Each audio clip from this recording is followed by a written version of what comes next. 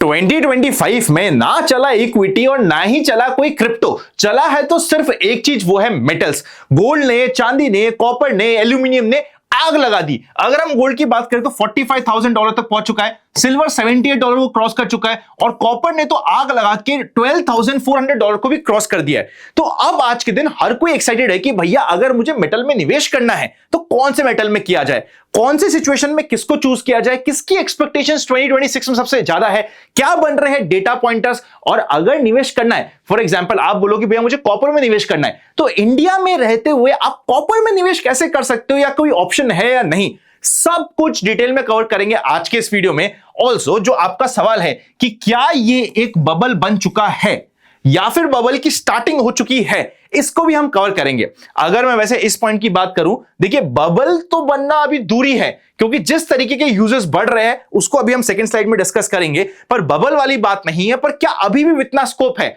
आप में से काफी लोगों को पता होगा, जो भी रिसेंटली म्यूचुअल फंड्स का भी डेटा आया है, हाईएस्ट नंबर ऑफ इन्वेस्टमेंट्स आए हैं सिल्वर ईटीएफ म्यूचुअल फंड्स में, गोल्ड ईटीएफ म्यूचुअल फंड्स में। तो क्या ये मैडनेस सस्टेन होगी? चलिए डिस्कस करते हैं। देखिए काफी इंपॉर्टेंट वीडियो को लाइक कर दीजिएगा, नए हो चैनल पर तो सब्सक्राइब करके जरूर रखिएगा। सबसे पहले बात करते हैं डिमांड की। अभी रिसेंटली जो डेटा आया नवंबर 2025 में, यूएस गवर्नमेंट ने अपने क्रिटिकल मेटल्स की लिस्ट में सिल्वर, कॉपर और एल्यूमिनियम को ऐड कर दिया है। मतलब यूएस गवर्नमेंट का यह कहना है कि इन तीन मेटल्स के बिना, अगर इन तीन मेटल्स की शॉर्टेज हो गई तो यूएस गवर्नमेंट को दिक्कत आ जाएगी। ये एक क्रिटिकल मेटल्स की लिस्ट में आ चुके हैं। काफी लोगों को पता नहीं है पर ये ऐड हो चुका है। एआई के डेटा सेंटर्स में सबसे ज्यादा लगता है कॉपर। अगर हम BNEF के एनालिस्ट की बात करें तो उनकी एक्सपेक्टेशंस है कि साल 2028 तक 5,72,000 ton of copper per annum required होगा, जो अभी की एनुअल रिक्वायरमेंट से रफली 1.8-1.9 टाइम्स होने वाला है। मतलब कॉपर की requirement specifically for AI data centres बढ़ते जा रही है। आज से 4 साल पहले जो एआई के डेटा सेंटर्स होते थे उसमें जितना कॉपर लगता था, आज के दिन उससे ऑलमोस्ट डबल ट्रिपल तक लग रहा है, जिसकी वजह से डिमांड सस्टेन हो रही है। इवन जो सोलर सेल्स की बात हो रही है, वहां पे 2011-12 तक सिर्फ और सिर्फ 11% की रिक्वायरमेंट होती थी, पर यही रिक्वायरमेंट आज के दिन 29% तक पहुंच चुकी है सिल्वर की। और इवन सिल्वर इंस्टीट्यूट का डेटा है जो अभी आपकी स्क्रीन पर फ्लैश हो रहा होगा, आप चेकआउट करिएगा। पिछले 5 सालों से सिल्वर की शॉर्टेज चल रही है। बाय द वे ये वही चार्ट है जो मैंने 2024 और 2025 में भी दिखाया था, आपको बताया था। अगर आपने इस चैनल को सब्सक्राइब कर रखा होगा तो आपको पता होगा। ये दिखाते हुए मैंने बताया था कि क्यों सिल्वर में एक फटी हुई डिमांड की वजह से एक अच्छा मूव आ सकता है। तो आप इस डेटा को वापस से देखिए कि पिछले 5 साल में जितनी डिमांड है उतनी सप्लाई हो ही नहीं पा रही, और सप्लाई की शॉर्टेज के कारण सिल्वर में हमें मूव मिल चुका है। पर अभी भी आज भी ये सप्लाई की शॉर्टेज बनी हुई है। और अगर हम बात करते हैं कि नई माइंस की, कि भैया मैं कहता हूं सप्लाई की शॉर्टेज है, लाओ नई माइंस बना दो। नई माइंस को डेवलप करने में और वहां से माल निकालने में जो सबसे कम टाइम लग रहा है वो भी 20 साल का लग रहा है, और एवरेज टाइम 27 से 28 साल का लगता है। मतलब इतनी जल्दी ऐसा नहीं हो सकता कि आपको रातों रात आपकी सिल्वर की माइनिंग स्टार्ट हो गई और सिल्वर सीधा निकल गया। सिल्वर सीधा नहीं निकलता है, काफी कॉम्प्लेक्स प्रोसेस है, इसलिए वहां पे टाइमलाइन रिक्वायर्ड है। अगर हम at the same time gold की बात करें, देखिए सिल्वर का यूजेज तो काफी सारी इंडस्ट्रीज में है। अभी मैं आपको सिल्वर का यूजेज ईयर ऑन ईयर कहां पे बढ़ा है, ऑफिशियल डेटा भी आपकी स्क्रीन पे लगा दिया, आप देख सकते हो। इंडस्ट्रियल यूजेज, इवन इलेक्ट्रॉनिक्स में यूजेज काफी अच्छा सिल्वर का रेगुलरली बढ़ रहा है। तो सिल्वर की तो इंडस्ट्रियल डिमांड है, कितनी क्या है, ये ऑफिशियल डेटा आपकी स्क्रीन पे अभी चल रहा है। पर गोल्ड की एज सच कोई इंडस्ट्रियल यूज एज सच नहीं है। गोल्ड का सबसे मेन यूज होता है हेज करना against the US dollar, hedge करना अगेंस्ट द इन्फ्लेशन। अब इस पॉइंट को भी ना आप शॉर्ट में समझ लीजिए। देखिए अभी हो क्या रहा है, जितनी करेंसी यूएस गवर्नमेंट ने पिछले 5 साल में प्रिंट करी है, ओवरऑल जितनी यूएस की करेंसी है उसका ऑलमोस्ट 40% से ज्यादा तो रिसेंटली पिछले 5 सालों में उन्होंने प्रिंट किया है, ये बोलते हुए कि भैया काफी ज्यादा दिक्कत आ रही है इकोनॉमी में कोविड की वजह से।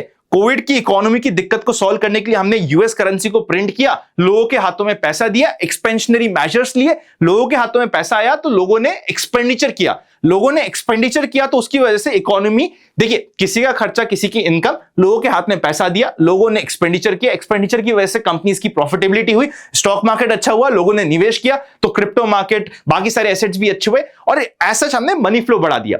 जैसे आप मनी फ्लो बढ़ाते हो अच्छी बात है, आपने मनी फ्लो बढ़ाया, इकोनॉमी को सपोर्ट किया, पर at the same time inflation बढ़ता है। क्योंकि इन्फ्लेशन बढ़ रहा है और इसको कंट्रोल नहीं किया जा रहा, डेट यूएस पे बढ़ता जा रहा है, इस कंप्लीट मैस इसलिए बोल रहा हूं क्योंकि यूएस का डेट ऑलरेडी इतना हो चुका है कि पर एनम उन्हें $1 ट्रिलियन का तो आराम से इंटरेस्ट देना पड़ रहा है। मतलब एक बड़ा पोर्शन उनका इंटरेस्ट में जा रहा है।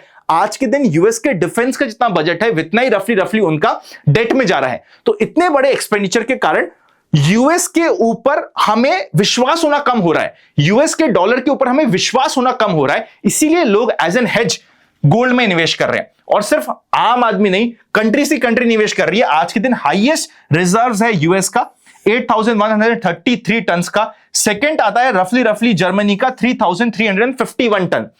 अभी आज के दिन चाइना 5-6 नंबर पे आ रहा है, रफली 2200-2300 टन के आसपास है। और चाइना का ये माइंडसेट है कि भैया मुझे यहां पे नंबर 2 पे आके खड़ा होना है और अपने रिजर्व्स को बढ़ाना है। तो अभी जो रिसेंटली हमने गोल्ड में मूव भी देखा है, अप मूव, इसका सबसे मेजर कारण रहा है कि भैया गोल्ड की डिमांड बढ़ रही है, लोग अपना हेज करना चाह रहे हैं, यूएस डॉलर पे डिपेंडेंस कम करना चाह रहे हैं। चाइना चाह रहा है कि हम गोल्ड पे, सिल्वर पे, मेटल्स पे ज्यादा फोकस करें इंस्टेड ऑफ यूएस डॉलर, और इसकी वजह से यहां पे हमें मूव दिख रहा है। गोल्ड में लॉजिकली बात करें तो एज सच यूजेज कुछ नहीं है, यूजेज है सिर्फ और सिर्फ प्रिजर्वेशन। तो इस कंप्लीट डिमांड को ध्यान में रखते हुए देखिए, जो रिटर्न्स आपको 2025 में आए हैं वो के वही रेप्लिकेट हो जाए 2026 में, प्रोबेबिलिटी बहुत कम है पास्ट के डेटा को देखते हुए। पर यह कहना कि ये बबल है और एकदम खत्म हो जाएगा, सब कुछ बेच दो, शॉर्ट कर दो, दुनिया बर्बाद हो जाएगी, वो भी कहना अभी थोड़ा सा जल्दी है। अभी ये कंप्लीट साइकिल अभी चल रही है, और साइकिल जब चलती है तो चलती हुई साइकिल में अगर आप सवाल ढूंढने लगोगे, सवालों के पीछे लॉजिक ढूंढने लगोगे, तो आपकी कंप्लीट साइकिल मिस होगी। मोमेंटम चल रहा है तो एक स्टॉप लॉस के साथ आपको एंट्री लेनी पड़ेगी, स्टडी करना पड़ेगा, वो मैंने यहां पे आपको बता दिया है।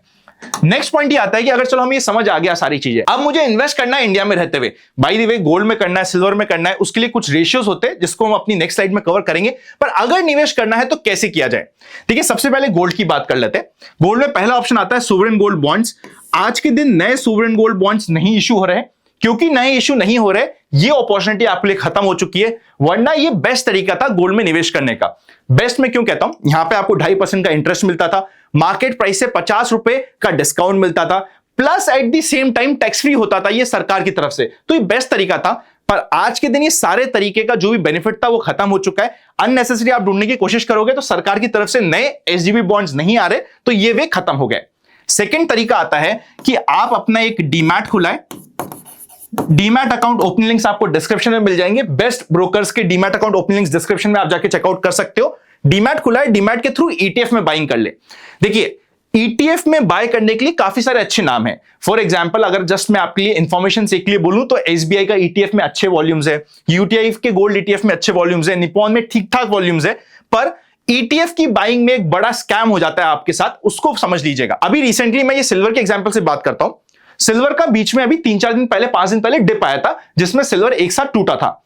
मार्केट में सिल्वर का प्राइस दिख रहा था 225, 230।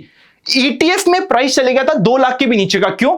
क्योंकि जैसे सिल्वर के प्राइसेस टूटे, लोगों ने कहा बेचो बेचो बेचो, बिना कुछ सोचे समझे लिमिट ऑर्डर नहीं लगाए। देखिए, जब आप डीमैट में लगाते हैं ना, आपके पास 2 तरीके के ऑर्डर आते हैं। पहला आता है लिमिट ऑर्डर, दूसरा आता है मार्केट ऑर्डर। लिमिट ऑर्डर में तो क्या होता है, आप प्राइस मेंशन कर देते हो कि भाई मुझे अपना माल, सपोज करते हैं किसी ईटीएफ का प्राइस 23 रुपए चल रहा है, मेरे को 22 रुपए 95 पैसे में बेचना है, आपने अपना प्राइस मेंशन कर दिया। मार्केट प्राइस में क्या कहते हो आप, मुझे तो अभी के अभी बेचना है, जिस भी प्राइस में बिक रहा है बेचो और मुझे फ्री करो। लोगों ने यहां पे मार्केट ऑर्डर लगाया क्योंकि वो पर्टिकुलर ईटीएफ में लिक्विडिटी कम थी, उनका माल एक्चुअल मार्केट के प्राइस से 10-10, 15-15% नीचे बिक गया और उनको लॉस हो गया। अगर आप मार्केट में ट्रेड करना, कैसे लिमिट ऑर्डर, मार्केट ऑर्डर लगता है समझते हो, तो ईटीएफ आपके लिए ऑप्शन है। अगर नहीं समझते तो अननेसेसरी गलती मत करिएगा। आप सीधा म्यूचुअल फंड्स में, फंड ऑफ फंड्स होते हैं, उसके थ्रू आप निवेश कर सकते हो। वो आपके लिए सारी इरेगुलरिटीज का ध्यान रख देते हैं और कोई मिस्टेक नहीं होगी इसका ध्यान रख देते हैं। म्यूचुअल फंड में हमारी टीम से निवेश करना चाहते हो, डिस्क्रिप्शन में एक फॉर्म दे रखा है, उस फॉर्म को भर दीजिएगा, हमारी टीम आपसे प्रॉपर्ली कनेक्ट करके हेल्प कर देगी। सिल्वर में at the same time ETF का ऑप्शन आता है, जिसके लिए आपको डीमैट की रिक्वायरमेंट होगी, और म्यूचुअल फंड्स के लिए आप खुद भी, सपोज करते हैं आप कहते हो कि यार नहीं हमें टीम की नहीं, हमें तो डायरेक्टली ऑनलाइन बाय करना है, आप तो लिंक दे दो। तो कुछ एक आध अच्छे ईटीएफ्स गोल्ड के और सिल्वर के मैं लिंक में आपको डिस्क्रिप्शन में डाल के दे दूंगा, आप उनको जाके स्टडी कर सकते हो। अपने फाइनेंशियल एडवाइजर से कंसल्ट करने के बाद कोई काम करिएगा। मैंने आपकी रेफरेंस के लिंक डिस्क्रिप्शन में डाल दिए और कंप्लीट ट्रांजैक्शन के लिंक डाले, आप वहां पे डालेंगे, आपको अपना सीधा पैन कार्ड डालना पड़ेगा, वेरीफाई होगा, चेकिंग होगी, फोलियो बनेगा, और आप वहां से जाके भी अपनी स्टडी प्रॉपर्ली कर सकते हो। तो लिंक आपके लिए डिस्क्रिप्शन में, आप यहां पे चेकआउट कर सकते हो। तो ये भी एक अच्छा ऑप्शन हो जाता है। मैं यूजुअली समझता हूं अगर आप नो नथिंग इन्वेस्टर्स हो, रेगुलरली मार्केट में काम नहीं करते, तो म्यूचुअल फंड्स के रूट को समझिए। अगर आपको डीमैट में प्रॉपर्ली ट्रेड लगाना आता है तो आप ईटीएफ को भी ले सकते हो। दोनों ऑलमोस्ट बराबर बात पड़ती है। One of the cheapest ways है। अभी क्योंकि गोल्ड और सिल्वर की मैडनेस हो रखी है और लोग भर भर के गोल्ड सिल्वर बाय कर रहे हैं, बहुत सारी apps without taking their name, जिनको आप काफी सारे ट्रांजैक्शंस के लिए यूज करते हो, भैया एक दूसरे को यूपीआई करने के लिए यूज करते हो, वो भी यहां पे भर भर के आपको गोल्ड और सिल्वर बेच रही है। वहां से बाय करना आपके लिए 8 से 9% की कॉस्ट के साथ आता है। बाइंग और सेलिंग प्राइस डिफरेंट होती है। इवन आरबीआई का सर्कुलर आया है कि ये सारी एप्स अनरेगुलेटेड है, यहां पे बाय किया तो भैया आरबीआई के पास मत आना, कभी कुछ हो गया तो। ऐसी जगह से हमें नहीं कंसिडर करना है। आई होप इस बात को आप समझ चुके हो।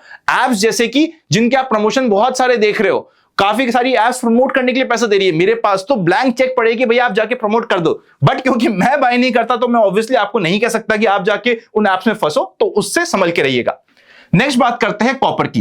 देखिए कॉपर में डायरेक्टली आप निवेश नहीं कर सकते, आपको कॉपर्स के शेयर्स में निवेश करना पड़ेगा। ऐसे शेयर्स जिनका डायरेक्टली कॉपर में रिलेशन है, वहां पे जाके आपको निवेश करना पड़ेगा।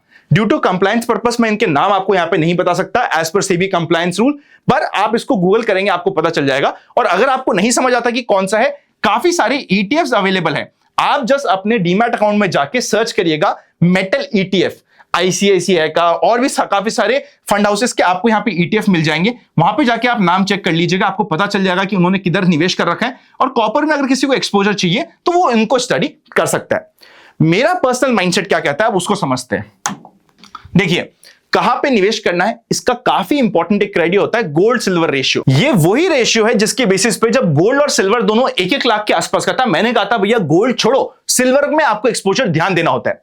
ये रेशियो क्या कहता है, ये रेशियो कहता है जब भी गोल्ड सिल्वर का रेशियो, गोल्ड का प्राइस डिवाइड बाय सिल्वर का प्राइस का रेशियो 40 या फिर उसके नीचे चले जाए या इसके आसपास हो, गोल्ड को प्रेफरेंस दो।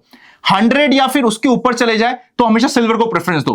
बीच में ये कहीं पे एवरेज पे खड़ा है। आज के दिन गोल्ड का प्राइस डिवाइड बाय सिल्वर का प्राइस रफली 56, एवरेज में कहीं पे आता है। तो आपको दोनों को ऑलमोस्ट बराबर से आप इंपॉर्टेंस दे सकते हो। ऐसा नहीं है कि इतनी ज्यादा ओवर वैल्यूड हो गई है सिल्वर कि आप सिल्वर सब रिडीम करके गोल्ड में चले जाओ, ना ही गोल्ड को आप अवॉइड कर सकते हो। अभी का रेशियो ये कहता है, सपोज करते हैं सिल्वर बहुत ज्यादा बढ़ जाती है और गोल्ड इतना नहीं बढ़ता और ये रेशियो आपका रफली 40 पे चले जाता है। अगर 40 या उसके आसपास चले गया तो आपको सिल्वर में प्रॉफिट बुक करके गोल्ड की तरफ शिफ्ट होना पड़ेगा, एंड वाइस वर्सा। अगर रेशियो 100 की तरफ जा रहा है तो गोल्ड से निकल के सिल्वर में आपको जाना चाहिए। ये लॉन्ग टर्म हिस्टोरिक डेटा के बेसिस पे डिफाइंड है और ये चीज को आप यूज कर सकते हो। अभी क्या रेशियो मैंने बता दिया, पर आज के दिन लोग कर क्या रहे हैं भैया, मेरे पास कुछ कॉल्स आते हैं, मैं आपको एग्जांपल बताता हूं, आप समझ पाओगे, कनेक्ट कर पाओगे। एक अभी रिसेंटली हमारी टीम का कॉल आया, बोलते अनंत भैया आपने कहा कि हम अगर स्मॉल कैप में म्यूचुअल फंड में एसआईपी करेंगे तो हमारा रिस्क ज्यादा हो जाता है, तो मुझे रिटर्न्स भी ज्यादा मिलने चाहिए। पिछले साल तो मेरे को रिटर्न्स मिले नहीं, तो ऐसा कैसा रिस्क की रिटर्न्स नहीं मिल रहे? बंद करो मेरी सारी इक्विटी की एसआईपी, बंद करो मेरी सारी स्मॉल कैप की एसआईपी, डालो सब कुछ गोल्ड सिल्वर में। चेस करोगे अगर आप रिटर्न्स तो हमेशा डिससेटिस्फाइड रहोगे। आपको लॉन्ग टर्म में सोचना है। अगर आप समझ रहे हो कि जिस तरीके से पिछले साल 60-70% के रिटर्न्स गोल्ड ने दिए और 150% के रिटर्न सिल्वर ने दिए, ये हर साल देगा, तो आप एक बहुत बड़े ट्रैप में फंस रहे हो, पॉसिबल ही नहीं है। अगर आप ये मान रहे हो कि अगर पिछले साल आपका स्मॉल कैप फंड नेगेटिव था तो वो हर साल नेगेटिव रहेगा, आप एक बहुत बड़े ट्रैप में फंस रहे हो। मैं हमेशा कह रहा हूं, सिल्वर की बात मैंने उस समय एज ए टैक्टिकल कॉल करी थी जब सिल्वर अंडर परफॉर्म कर रहा था भर भर के।